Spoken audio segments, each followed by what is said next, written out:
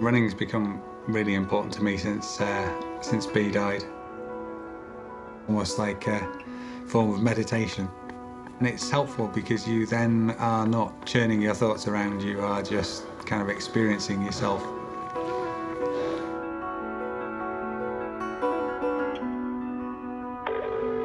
Thank you for calling Goldline. If you do not wish for your call to be recorded, please let the nurse know.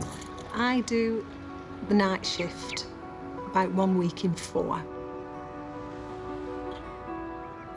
Anything to hand over? It is challenging in the way that you never know what call's going to come through. It can be literally somebody just wanting to have a natter in the middle of the night, or you can have very, very distressed people on the other end. I feel a bit chesty. It could do with a call from a doctor. Just let me bring your records up.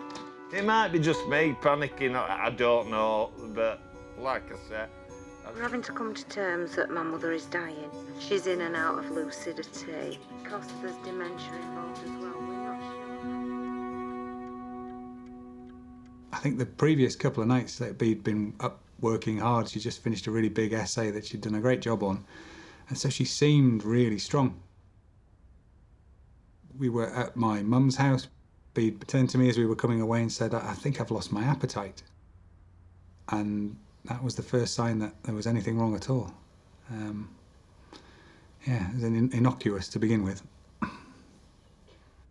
They discovered that the breast cancer had returned and it was really quite advanced. We knew it was probably days or weeks. Our patients potentially have 12 months left to live. A goal line number is given to patients, carers and relatives, and that will get you through 24 hours a day, 7 days a week, 365 days a year. You don't have to wait, or you don't have to go to A&E, or you don't have to get your doctor out on an emergency call out. When Chris had had his dialysis, the wound where the lines had gone in was actually bleeding quite heavily. When you have that, you just sort of go numb. It's like just being frozen in time. I first met people from the Gold Line while we were still in hospital. Somebody came down to see her and said, look, what's important to you? And she just said, I want to make this as good as possible for my children, and I want to die at home.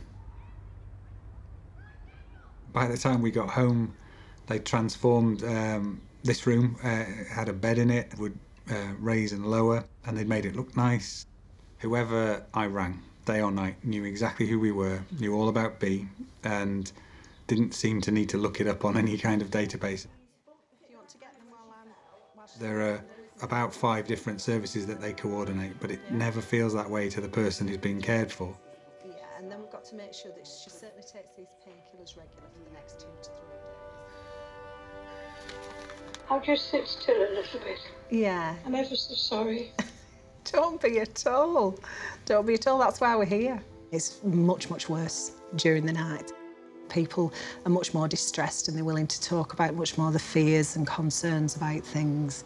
You get the more, I suppose, intimate calls, really, where they're telling you things that probably they won't tell anybody else.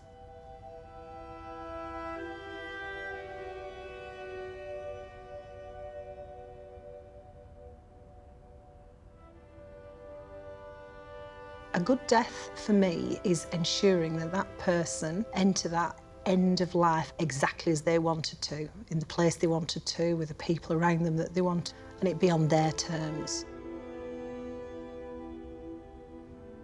The night before Bee died, I could tell that things were very, very different. And I rang them and just said, look, I've never seen anybody die. Would you just tell me what's going to happen? I didn't want it to be a shock for me. I wanted to know what was going to come so that what she would see wouldn't be panic. I remember the night when Stephen rang in about his wife, Bee, just to make sure that we could get a GP there as quickly as possible so that his children didn't have to see a doctor verifying the mother's death. That became our goal, so that when the children woke up, Mum was there but without doctors around her. You do need help, you know, you really do. You can't do these things on your own. And I remember I was holding her hand when that happened, and I said to her, you know, don't worry, we'll look after your babies. And that's what I remember, that was very, very tender and very special. And it could have been frightening and shocking. You look tired, get yourself off home. Drive carefully, it's awful out there, the weather.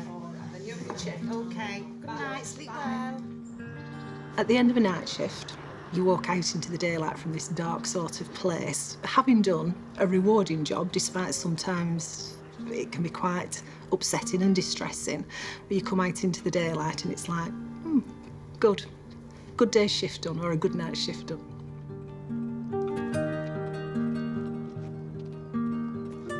I run nearly every day.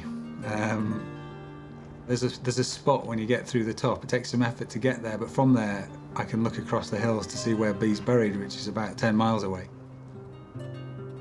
And it's great to be a bit out of breath and just thinking about her.